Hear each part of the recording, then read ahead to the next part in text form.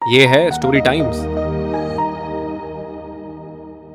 नमक का दारोगा मुंशी प्रेमचंद की वो अमर कहानी है जो ईमानदारी, नैतिकता और सामाजिक दबावों के बीच झूलते एक व्यक्ति की संघर्षपूर्ण यात्रा को दर्शाती है।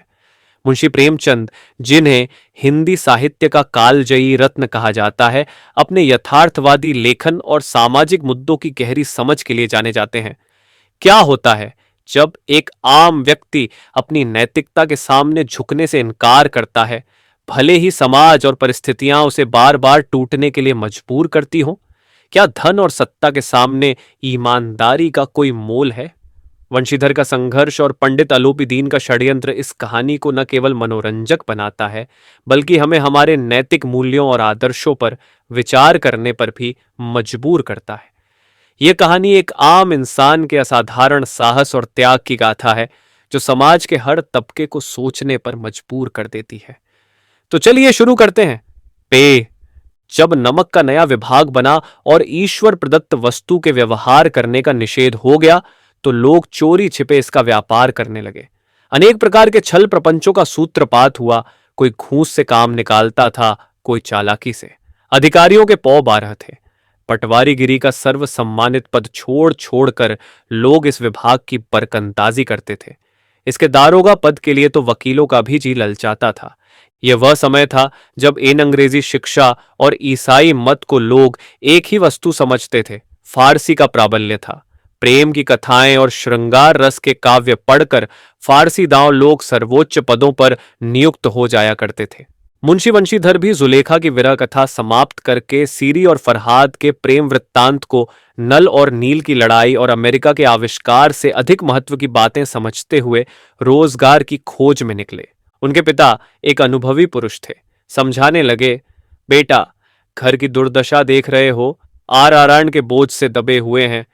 लड़कियां हैं, वे घास फूस की तरह बढ़ती चली जाती हैं। मैं कगारे पर का वृक्ष हो रहा हूं, न मालूम कब गिर पड़ूं। अब तुम ही घर के मालिक मुख्तार हो। नौकरी में ओहदे की ओर ध्यान मत देना, ये तो पीर का मजार है। निगाह चढ़ावे और चादर पर रखनी चाहिए। ऐसा काम ढूंढना जहां कुछ ऊपरी आय हो। मासिक वेतन तो पूर्णमासी का चांद है, जो एक दिन दिखाई देता है और घटते घटते लुप्त हो जाता है। ऊपरी आय बहता हुआ स्रोत है, जिससे सदैव प्यास बुझती है। वेतन मनुष्य देता है, इसी से उसमें वृद्धि नहीं होती। ऊपरी आमदनी ईश्वर देता है, इसी से उसकी बरकत होती है। तुम स्वयं विद्वान हो, तुम्हें क्या समझाऊं? इस विषय में विवेक की बड़ी आवश्यकता है। मनुष्य को देखो, उसकी आवश्यकता को देखो और अवसर को देखो। उसके उपरांत जो उचित समझो करो। गरज वाले आदमी के साथ कठोरता करने में लाभ ही लाभ है, लेकिन बेगरज को दांव पर पाना जरा कठिन है। इन बातों को निगाह में बांध लो, ये मेरी जन्म भर की कमाई है। इस उपदेश के बाद पिताजी ने आशीर्वाद दिया। वंशीधर आज्ञाकारी पुत्र थे। ये बातें ध्यान से सुनी और तब घर से चल खड़े हुए। इस विस्तृत संसार में उनके लिए धैर्य अपना मित्र, बुद्धि अपनी पथ प्रदर्शक और आत्मावलंबन ही अपना सहायक था। लेकिन अच्छे शकुन से चले थे।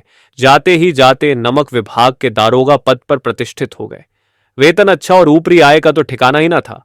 वृद्ध मुंशी जी को सुख संवाद मिला तो फूले न समाये। महाजन कुछ नरम पड़े। कलवार की आशालता लहलहाई। पड़ोसियों के हृदय में शूल उठने लगे। जाड़े के दिन थे और रात का समय। नमक के सिपाही, चौकीदार नशे में मस्त थे। मुंशी वंशीधर को यहां आए अभी 6 महीनों से अधिक न हुए थे, लेकिन इस थोड़े समय में ही उन्होंने अपनी कार्यकुशलता और उत्तम आचार से अफसरों को मोहित कर लिया था।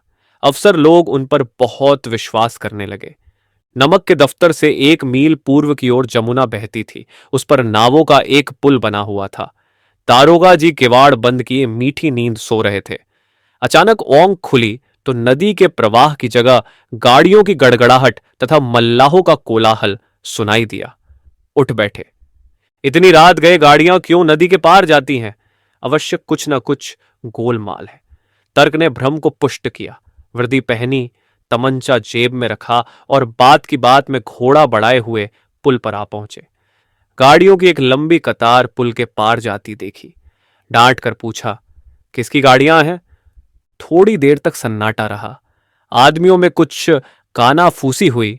तब आगे वाले ने कहा, पंडित अलोपी दीन की। कौन पंडित अलोपी दीन? दातागंज के। मुंशी वंशीधर चौंके। पंडित अलोपी दीन इस इलाके के सबसे प्रतिष्ठित जमींदार थे। लाखों रुपए का लेन देन करते थे। इधर छोटे से बड़े कौन ऐसे थे जो उनके आर आरनी न हो। व्यापार भी बड़ा लंबा चौड़ा था। बड़े चलते पुर्जे आदमी थे। यह अंग्रेज अफसर उनके इलाके में शिकार खेलने आते और उनके मेहमान होते। 12 मास सदा व्रत चलता था। मुंशी ने पूछा, गाड़ियां कहाँ जाएंगी? उत्तर मिला, कानपुर। लेकिन इस प्रश्न पर कि इनमें क्या है, सन्नाटा छा गया। दारोगा साहब का संदेह और भी बढ़ा। कुछ देर तक उत्तर की बाट देखकर वह जोर से बोले, क्या तुम सब गूंगे हो गए हो? हम पूछते हैं इनमें क्या लदा है? जब इस बार भी कोई उत्तर न मिला तो उन्होंने घोड़े को एक गाड़ी से मिलाकर बोरे को टटोला। भ्रम दूर हो गया। ये नमक के डेले थे। पंडित अलोपी दीन अपने सजीले रथ पर सवार कुछ सोते कुछ जागते चले आते थे। अचानक कई गाड़ी वालों ने घबराए हुए आकर जगाया और बोले, महाराज, दारोगा ने गाड़ियां रोक दी हैं और घाट पर खड़े आपको बुलाते हैं। पंडित अलोपी दीन का लक्ष्मी जी पर अखंड विश्वास था। वह कहा करते थे कि संसार का तो कहना ही क्या, स्वर्ग में भी लक्ष्मी का ही राज्य है। उनका यह कहना यथार्थ ही था। न्याय और नीति सब लक्ष्मी के ही खिलौने हैं। इन्हें वह जैसे चाहती है न चाहती हैं। लेटे ही लेटे गर्व से बोले, चलो हम आते हैं। यह कहकर पंडित जी ने बड़ी निसंचितता से पान के बीड़े लगाकर खाए। फिर लिहाफ ओढ़े हुए दारोगा के पास आकर बोले, बाबूजी आशीर्वाद, कहिए हमसे ऐसा कौन सा अपराध हुआ कि गाड़ियां रोक दी गईं? हम ब्राह्मणों पर तो आपकी कृपा दृष्टि रहनी चाहिए। वंशीधर रुखाई से बोले, सरकारी हुक्म। पम। अलोपी दीन ने हंसकर कहा, हम सरकारी हुक्म को नहीं जानते और न सरकार को। हमारे सरकार तो आप ही हैं। हमारा और आपका तो घर का मामला है। हम कभी आपसे बाहर हो सकते हैं? आपने व्यर्थ का कष्ट उठाया। यह हो नहीं सकता कि इधर से जाए और इस घाट के देवता को भेंट न चढ़ावें। मैं तो आपकी सेवा में स्वयं ही आ रहा था। वंशीधर पर ऐश्वर्य की मोहिनी वंशी का कुछ प्रभाव न पड़ा। ईमानदारी की नई उमंग थी। कड़क कर बोले, हम उन नम कहरामों में नहीं हैं जो कौड़ियों पर अपना ईमान बेचते फिरते हैं। आप इस समय हिरासत में हैं। आपको कायदे के अनुसार चालान होगा। बस, मुझे अधिक बातों की फुर्सत नहीं है। जमादार बदलू सिंह, तुम इन्हें हिरासत में ले चलो, मैं हुक्म देता हूं। पम। अलोपीदीन स्तंभित हो गए। गाड़ी वानों में हलचल मच गई। पंडित जी के जीवन में कदाचित यह पहला ही अवसर था कि पंडित जी को ऐसी कठोर बातें सुननी पड़ी। बदलू सिंह आगे बढ़ा, किंतु रोब के मारे यह साहस न हुआ कि उनका हाथ पकड़ सके। पंडित जी ने धर्म को धन का ऐसा निरादर करते कभी न देखा था। विचार किया कि यह अभी उद्दंड लड़का है। माया मोह के जाल में अब भी नहीं पड़ा। अल्हड़ है, झिझकता है। बहुत दीन भाव से बोले, बाबू साहब, ऐसा न कीजिए। हम मिट जाएंगे। इज्जत धूल में मिल जाएगी। हमारा अपमान करने से आपके हाथ क्या आएगा? हम किसी तरह आपसे बाहर थोड़े ही हैं। वंशीधर ने कठोर स्वर में कहा, हम ऐसी बातें नहीं सुनना चाहते। अलोपी दीन ने जिस सहारे को चट्टान समझ रखा था वह पैरों के नीचे खिसकता हुआ मालूम हुआ। स्वाभिमान और धन ऐश्वर्य की कड़ी चोट लगी, किंतु अभी तक धन की सांख्यिक शक्ति का पूरा भरोसा था। अपने मुख्तार से बोले, लाला जी, 1000 के नोट बाबू साहब की भेंट करो। आप इस समय भूखे सिंह हो रहे हैं। वंशीधर ने गर्म होकर कहा, 1000 नहीं, 1,00,000 भी मुझे सच्चे मार्ग से नहीं हटा सकते। धर्म की इस बुद्धिहीन दृढ़ता और देव दुर्लभ त्याग पर मन बहुत झुंझलाया। अब दोनों शक्तियों में संग्राम होने लगा। धन ने उछल उछल कर आक्रमण करने शुरू किए। 1 से 5, 5 से 10, 10 से 15 और 15 से 20,000 तक नौबत पहुंची, किंतु धर्म अलौकिक वीरता के साथ बहुसंख्यक सेना के सम्मुख अकेला पर्वत की भांति अटल अविचलित खड़ा था। अलोपी दीन निराश होकर बोले, अब इससे अधिक मेरा साहस नहीं। आगे आपको अधिकार है। वंशीधर ने अपने जमादार को ललकारा। बदलू सिंह मन में दारोगा जी को गालियां देता हुआ पंडित अलोपी दीन की ओर बढ़ा। पंडित जी घबराकर 2-3 कदम पीछे हट गए। अत्यंत दीनता से बोले, बाबू साहब, ईश्वर के लिए मुझ पर दया कीजिए। मैं 25,000 पर निपटारा करने का तैयार हूं। असंभव बात है। 30,000 पर? किसी तरह भी संभव नहीं। क्या 40,000 पर भी नहीं? 40,000 नहीं, 40 लाख पर भी असंभव है। बदलू सिंह, इस आदमी को हिरासत में ले लो, अब मैं एक शब्द भी नहीं सुनना चाहता। धर्म ने धन को पैरों तले कुचल डाला। अलोपीदीन ने एक हृष्टपुष्ट मनुष्य को हथकड़ियां ली हुए अपनी तरफ आते देखा। चारों ओर निराश और कातर दृष्टि से देखने लगे। इसके बाद मूर्छित होकर गिर पड़े। दुनिया सोती थी पर दुनिया की जीभ जागती थी। सवेरे देखिए तो बालक वृद्ध सबके मुंह से यही बात सुनाई देती थी। जिसे देखिए वही पंडित जी के इस व्यवहार पर टीका टिप्पणी कर रहा था। निंदा की बौछारें हो रही थीं, मानो संसार से अब पापी का पाप कट गया। पानी को दूध के नाम से बेचने वाला ग्वाला, कल्पित रोज नामचे भरने वाले अधिकारी वर्ग, रेल में बिना टिकट सफर करने वाले बाबू लोग, जाली दस्तावेज बनाने वाले सेठ और साकार, ये सब के सब देवताओं की भांति गर्दनें चला रहे थे। जब दूसरे दिन पंडित अलोपीदीन अभियुक्त होकर कांस्टेबलों के साथ, हाथों में हथकड़ियां, हृदय में ग्लानि और क्षोभ भरे, लज्जा से गर्दन झुकाए अदालत की तरफ चले तो सारे शहर में हलचल मच गई। मेलों में कदाचित आंखें इतनी व्यग्र न होती होंगी। भीड़ के मारे छत और दीवार में कोई भेद न रहा। किंतु अदालत में पहुंचने की देर थी। पम अलोपीदीन इस अगाध वन के सिंह थे। अधिकारी वर्ग उनके भक्त, अमले उनके सेवक, वकील मुख्तार उनके आज्ञा पालक और अर्दली, चपरासी तथा चौकीदार तो उनके बिना मोल के गुलाम थे। उन्हें देखते ही लोग चारों तरफ से दौड़े। सभी लोग विस्मित हो रहे थे, इसलिए नहीं कि अलोपीदीन ने यह कर्म किया, बल्कि इसलिए कि वह कानून के पंजे में कैसे आए। ऐसा मनुष्य जिसके पास असाध्य साधन करने वाला धन और अनन्य वाचालता हो, वह क्यों कानून के पंजे में आए। प्रत्येक मनुष्य उनसे सहानुभूति प्रकट करता था। बड़ी तत्परता से इस आक्रमण को रोकने के निमित्त वकीलों की एक सेना तैयार की गई। न्याय के मैदान में धर्म और धन में यत्त ठन गया। वंशीधर चुपचाप खड़े थे। उनके पास सत्य के सिवा न कोई बल था, न स्पष्ट भाषण के अतिरिक्त कोई शस्त्र। गवाह थे, किंतु लोभ से डांवाडोल। यहां तक कि मुंशी जी को न्याय भी अपनी ओर कुछ खिंचा हुआ दीख पड़ता था। वह न्याय का दरबार था, परंतु उसके कर्मचारियों पर पक्षपात का नशा छाया हुआ था।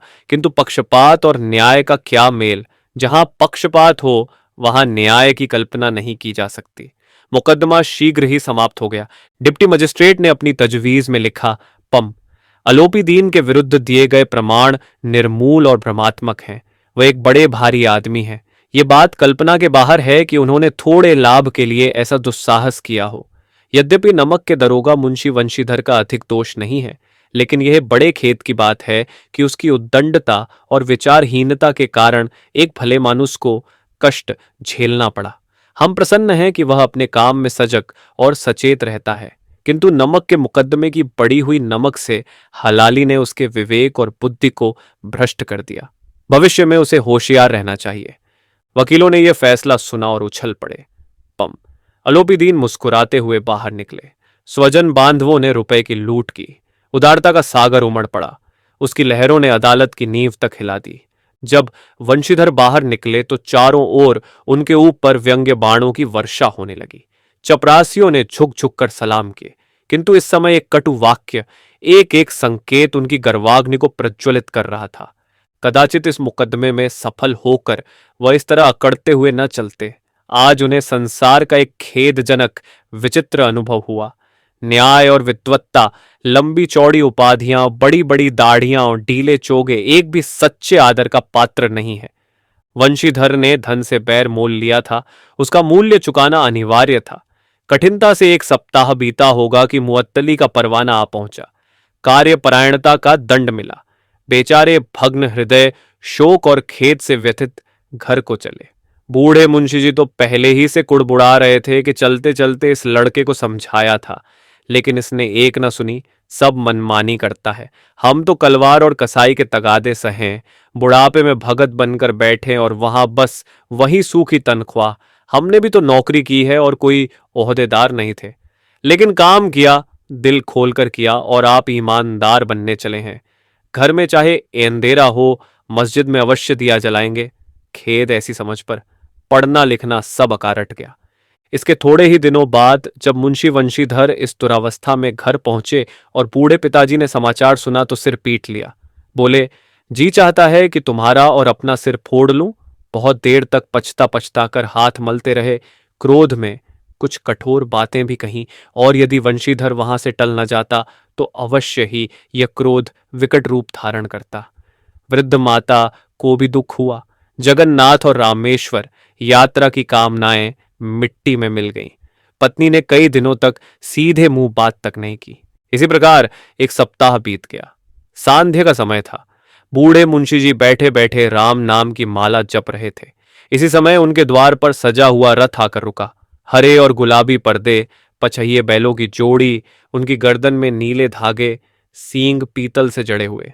कई नौकर लाठियां कंधों पर रखे साथ थे। मुंशी जी अगवानी को दौड़े देखा तो पंडित अलोपी दीन है। झुककर दंडवत की और लल्लो चप्पो की बातें करने लगे। हमारा भाग्य उदय हुआ जो आपके चरण इस द्वार पर आए। आप हमारे पूज्य देवता हैं। आपको कौन सा मुंह दिखावें, मुंह में तो कालिख लगी हुई है। किंतु क्या करें, लड़का अभागा कपूत है, नहीं तो आपसे क्या मुंह छिपाना पड़ता। ईश्वर निस्संतान चाहे रखे पर ऐसी संतान न दे। अलोपी दीन ने कहा, नहीं भाई साहब, ऐसा न कहिए। मुंशी जी ने चकित होकर कहा, ऐसी संतान को और क्या कहूं। अलोपी दीन ने वात्सल्यपूर्ण स्वर में कहा, कुल तिलक और पुरखों की कीर्ति उज्ज्वल करने वाले संसार में ऐसे कितने धर्मपरायण मनुष्य हैं जो धर्म पर अपना सब कुछ अर्पण कर सकें। पम। अलोपी दीन ने वंशीधर से कहा, दरोगा जी, इसे खुशामद न समझिए।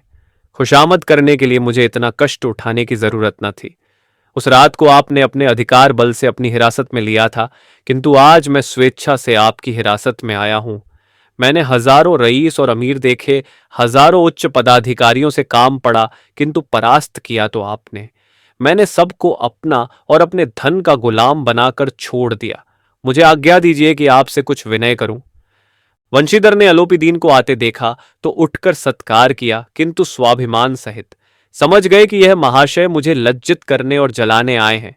क्षमा प्रार्थना की चेष्टा नहीं की, वरन उन्हें अपने पिता की यह ठकुर सुहाती की बात असह्य सी प्रतीत हुई। पर पंडित जी की बातें सुनी तो मन की मैल मिट गई। पंडित जी की ओर उड़ती हुई दृष्टि से देखा, सद्भाव छलक रहा था। गर्व ने अब लज्जा के सामने सिर झुका दिया। शर्माते हुए बोले, यह आपकी उदारता है जो ऐसा कहते हैं। मुझसे जो कुछ अभिनय हुई है उसे क्षमा कीजिए।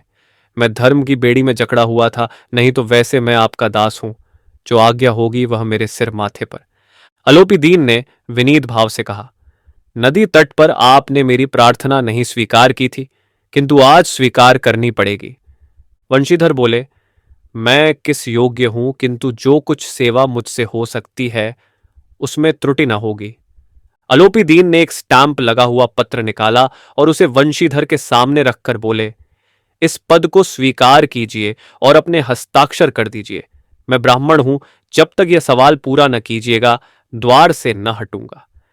मुंशी वंशीधर ने उस कागज को पढ़ा तो कृतज्ञता से आंखों में आंसू भर आए। पम। अलोपी दीन ने उनको अपनी सारी जायदाद का स्थायी मैनेजर नियत किया था। 6,000 वार्षिक वेतन के अतिरिक्त रोजाना खर्च अलग, सवारी के लिए घोड़ा, रहने को बंगला, नौकर चाकर मुफ्त। कंपित स्वर में बोले, पंडित जी, मुझ में इतनी सामर्थ्य नहीं है कि आपकी उदारता की प्रशंसा कर सकूं, किंतु ऐसे उच्च पद के योग्य नहीं हूं। अलोपी दीन हंसकर बोले, मुझे इस समय एक अयोग्य मनुष्य की ही जरूरत है। वंशीधर ने गंभीर भाव से कहा, यो मैं आपका दास हूं। आप जैसे कीर्तिवान सज्जन पुरुष की सेवा करना मेरे लिए सौभाग्य की बात है, किंतु मुझमें न विद्या है, न बुद्धि, न वह स्वभाव जो इन त्रुटियों की पूर्ति कर देता है। ऐसे महान कार्य के लिए एक पढ़े मर्मज्ञ अनुभवी मनुष्य की जरूरत है। अलोपी दीन ने कलमदान से कलम निकाली और उसे वंशीधर के हाथ में देकर बोले, न मुझे विद्वत्ता की चाह है, न अनुभव की, न मर्मज्ञता की, न कार्य कुशलता की। इन गुणों के महत्व को खूब पा चुका हूं। अब सौभाग्य और सुअवसर ने मुझे वह मोती दे दिया जिसके सामने योग्यता और विद्वत्ता की चमक फीकी पड़ जाती है। ये कलम लीजिए, अधिक सोच विचार न कीजिए, दस्तखत कर दीजिए। परमात्मा से यही प्रार्थना है कि वह आपको सदैव वही नदी के किनारे वाला बेमुरौवत उद्दंड कठोर परंतु धर्मनिष्ठ दारोगा बनाए रखे। वंशीधर की आंखें डबडबा आईं। हृदय के संकुचित पात्र में इतना एहसान न समा सका। एक बार फिर पंडित जी की ओर भक्ति और श्रद्धा की दृष्टि से देखा और कांपते हुए हाथ से मैनेजरी के कागज पर हस्ताक्षर कर दिए। अलोपीदीन ने प्रफुल्लित होकर उन्हें गले लगा लिया। आशा करते हैं कि यह कहानी आपको पसंद आई होगी। ऐसी और कहानियां सुनने के लिए जुड़े रहिए हमारे चैनल स्टोरी टाइम के साथ। धन्यवाद।